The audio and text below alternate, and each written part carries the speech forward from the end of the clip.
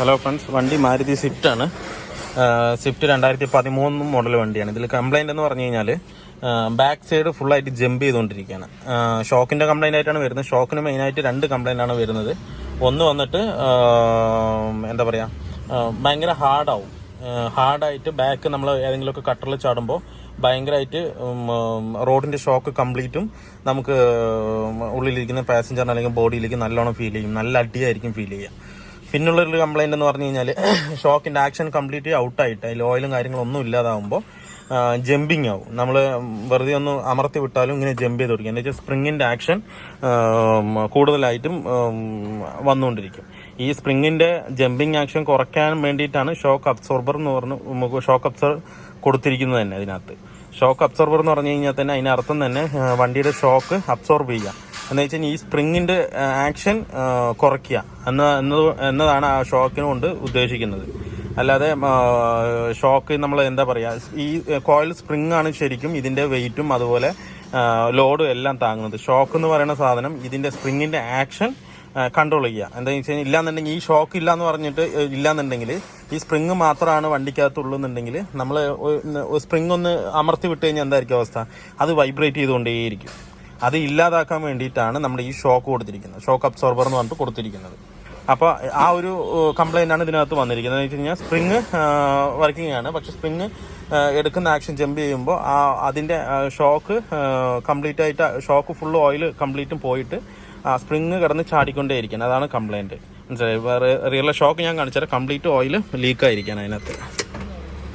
ഇതാണല്ലേ, നമ്മൾ ഈ ഒരു പ്രാവശ്യം ഇളക്കി വിട്ട് കഴിഞ്ഞാൽ കൈവിട് അത് കിടന്ന് ആടിക്കൊണ്ടേയിരിക്കും. പക്ഷേ വീഡിയോയിൽ കറക്റ്റായിട്ട് അറിയില്ല.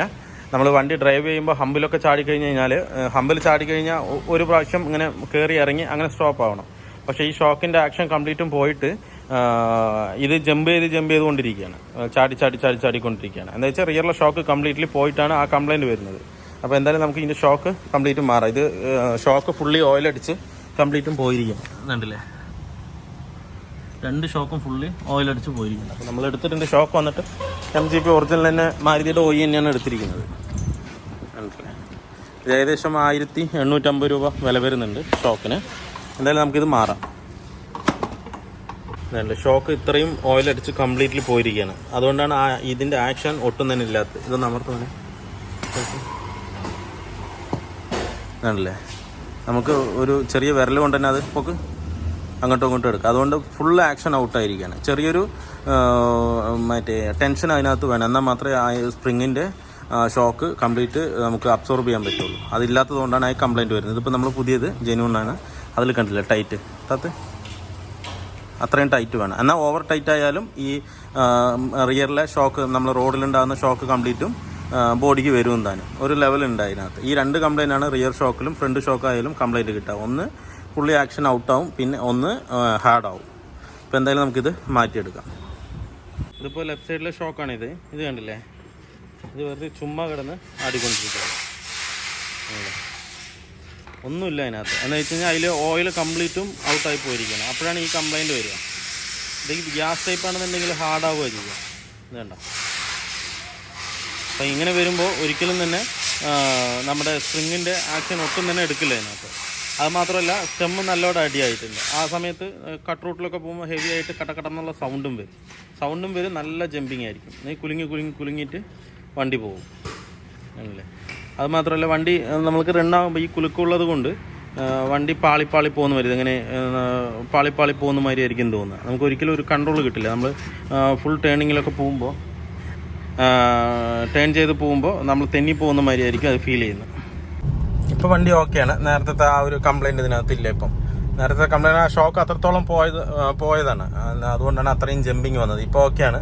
ഇപ്പോൾ കറക്റ്റ് വർക്കിംഗ് ആണ്.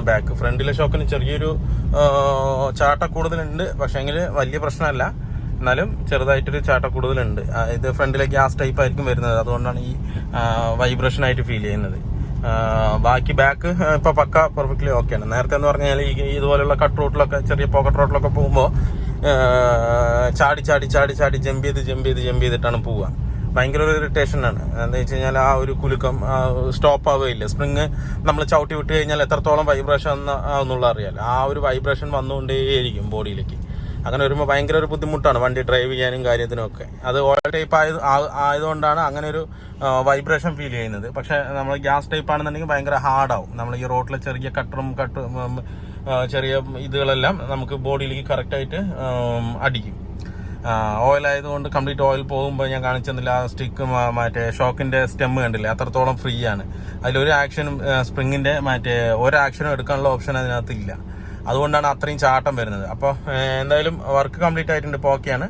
അപ്പോൾ വീഡിയോ എല്ലാവർക്കും ഇഷ്ടമായാലൊന്ന് ലൈക്ക് ചെയ്യുക, ഷെയർ ചെയ്യുക, അതുപോലെ തന്നെ സബ്സ്ക്രൈബ് ചെയ്യുക. സബ്സ്ക്രൈബ് ചെയ്യാതെയാണ് വീഡിയോ കാണുന്നതെങ്കിൽ ഒന്ന് സബ്സ്ക്രൈബ് ചെയ്ത് സപ്പോർട്ട് ചെയ്യുക. അപ്പോൾ മറ്റൊരു വീഡിയോയിലേക്ക് കാണുന്നവരെ എല്ലാവർക്കും ബൈ.